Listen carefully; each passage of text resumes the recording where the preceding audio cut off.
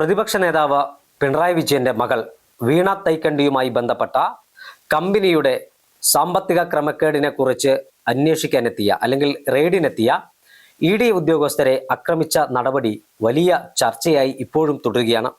കോടതി വരെ ഈ വിഷയത്തിൽ കൃത്യമായ നിലപാടെടുത്തു എന്ന് മാത്രമല്ല, ഇ.ഡിയും ഒരടി പോലും പിറകോട്ട് പോകാത്ത ഒരു സാഹചര്യമാണ് നിലനിൽക്കുന്നത്. അതായത് ഇ.ഡി. ഉദ്യോഗസ്ഥർ കഴിഞ്ഞ ദിവസം കോടതിയെ അറിയിച്ചത് അസാധാരണമായ ഇ.ഡിയുടെ ഒരു നടപടി ഉന്നത നേതാക്കന്മാരുടെ അനുഗ്രഹ ആശീർവാദത്തോടു കൂടിയാണ് തിരുവനന്തപുരത്ത് ആക്രമണം നടന്നത് എന്നാണ്. കാരണം ഉന്നത ഉദ്യോഗസ്ഥർ ഇക്കാര്യം പ്രേരിപ്പിക്കുകയും പ്രസംഗിക്കുകയും ചെയ്തു എന്നാണ് ഇ.ഡി കോടതിയിൽ അറിയിച്ചത്. അതിനൊപ്പം ഇപ്പോൾ പുറത്തു വരുന്ന മറ്റൊരു പ്രധാനപ്പെട്ട വാർത്ത, തിരുവനന്തപുരത്ത് ഇ.ഡി ഉദ്യോഗസ്ഥരെ ആക്രമിച്ച കേസിൽ പോലീസ് കുറ്റപത്രം സമർപ്പിക്കുന്നത് വൈകും. ശാസ്ത്രീയ പരിശോധനാ ഫലങ്ങൾക്കായി കാത്തിരിക്കുന്നതിനാലും പോലീസിനെ ആക്രമിച്ച കേസും ഇതിനൊപ്പം ചേർത്ത് ഒറ്റ കുറ്റപത്രം നൽകാനുള്ള നീക്കമാണ് പോലീസിന്റെ ഭാഗത്തുനിന്ന് ഉള്ളത് എന്നാണ് മനസ്സിലാക്കാൻ കഴിയുന്നത്. കാരണം പരമാവധി ഇവരെ പൂട്ടുക എന്നൊരു ലക്ഷ്യമാണ് പോലീസിനുള്ളത്. ഈ കേസിനകത്ത് ജയിലിൽ പോയ 2 പേർക്കൊഴികെ മറ്റാർക്കും ജാമ്യം ലഭിക്കാത്ത സാഹചര്യമാണ് നിലവിലുള്ളത്. ശാസ്ത്രീയ പരിശോധനാ ഫലം എന്ന് ലഭിക്കുമെന്ന് ആർക്കും ഒരു വിവരവുമില്ല. ഇത് പ്രധാന രേഖകൾ ഉൾപ്പെടെ ലഭിക്കാൻ വൈകുന്നതിനാണ് പോലീസ് നടപടി നീട്ടിവെക്കുന്നത്. സമഗ്രമായ അന്വേഷണത്തിന് ശേഷം മാത്രം കുറ്റപത്രം നൽകിയാൽ മതിയെന്നാണ് പോലീസിന് ലഭിച്ച നിയമോപദേശം.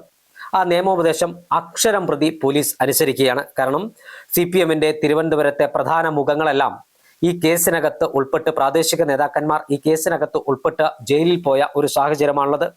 അതുകൊണ്ട് തന്നെ ഈ കേസിൽ പരമാവധി ഇ.ഡി ഉദ്യോഗസ്ഥരെ ആക്രമിച്ച ആളുകളെ നിയമ നടപടികൾ കുരുക്കുക എന്ന് തന്നെയാണ് പോലീസിന്റെ ലക്ഷ്യം. ഈ പോലീസിനെ ആക്രമിച്ച കേസും ഇ.ഡി ഉദ്യോഗസ്ഥരെ ആക്രമിച്ച കേസിനൊപ്പം ചേർത്ത് ഒറ്റ കുറ്റപത്രമായി നൽകാനാണ് പോലീസിന്റെ നീക്കം. അതായത് വെവ്വേറെ കുറ്റപത്രം സമർപ്പിക്കേണ്ടെന്നും, തിരുവനന്തപുരത്ത് ഇ.ഡി ഉദ്യോഗസ്ഥരുടെ വാഹനം അടിച്ചു തകർത്ത് അതിലെ ഉദ്യോഗസ്ഥരെ ആക്രമിച്ച അതേസമയം തന്നെ ഇത് പ്രതിഷേധക്കാരെ നേരിടാനെത്തിയ പോലീസിനെയും ആക്രമിച്ചിരുന്നു. ഇത് രണ്ടും കുറ്റപത്രമായി സമർപ്പിച്ചാൽ മതിയെന്ന് പോലീസ് തീരുമാനമെടുത്തിരിക്കുന്നു. അതേസമയം ഇ.ഡി ഉദ്യോഗസ്ഥർ ആക്രമിച്ച കേസിലെ പ്രതിയുടെ ജാമ്യം വിശദമായ വാദം കേൾക്കാതെ റദ്ദാക്കാനാകില്ലെന്നും കോടതി വ്യക്തമാക്കി. കേസിൽ നേരത്തെ ജാമ്യം ലഭിച്ച ഹരീഷ് കുമാറിന്, അതായത് 9ാം പ്രതിയാണ് ഹരീഷ് കുമാറിന് കോടതി നോട്ടീസ് അയച്ചിട്ടുണ്ട്. അതോടൊപ്പം തന്നെ ഇതിൽ നേരത്തെ ഒരു ആരോപണം ഉയർന്നത് പബ്ലിക് പ്രോസിക്യൂട്ടർ ഗീനാകുമാരി ഈ കേസിൽ ജാമ്യം ലഭിക്കാൻ ഒത്തുകളിച്ചുവെന്ന് പല കോണിൽ നിന്നും പല ആരോപണം ഉയർന്നെങ്കിലും അവരെ മാറ്റുന്ന സാഹചര്യമൊക്കെ ഉണ്ടാവുകയും ചെയ്തിട്ടുണ്ട്. എന്തായാലും ഇ.ഡി ഈ കേസിനകത്ത് രണ്ടും കൽപ്പിച്ച് ഇറങ്ങിയിരിക്കുകയാണ്.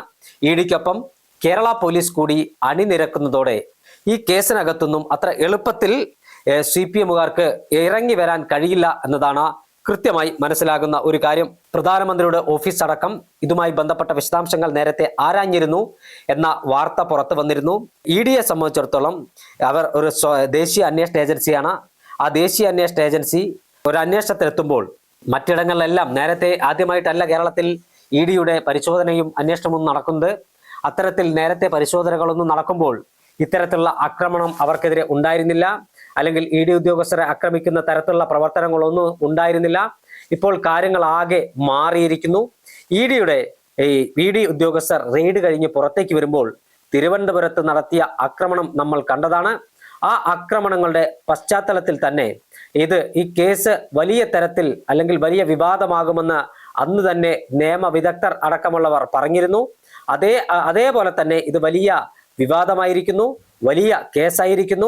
ഇ.ഡിയെ സംബന്ധിച്ചിടത്തോളം ഇ.ഡിക്ക് അഭിമാന ഒരു പോരാട്ടം കൂടിയാണിത്. കാരണം ഒരു പരിശോധനയ്ക്കായി എത്തിയ ഉദ്യോഗസ്ഥരെ കല്ലും വടികളും കട്ടയും ഉപയോഗിച്ച് ആക്രമിച്ച ഒരു കാഴ്ച നമ്മൾ തിരുവനന്തപുരത്ത് കണ്ടതാണ്. ആ കേസിനകത്ത് എന്തായാലും പ്രതിപ്പട്ടികയിൽ ഉൾപ്പെട്ട ആളുകളൊക്കെ ഇപ്പോൾ ജയിലഴിക്കുള്ളിൽ കഴിയുകയാണ്. ഈ കേസിൽ വരും ദിവസങ്ങളിൽ പോലീസ് എടുക്കുന്ന നിലപാട് ഈ പ്രതികൾക്ക് ജാമ്യം ലഭിക്കുന്നതിൽ നിർണായകമാകും എന്നതിൽ തർക്കമില്ല.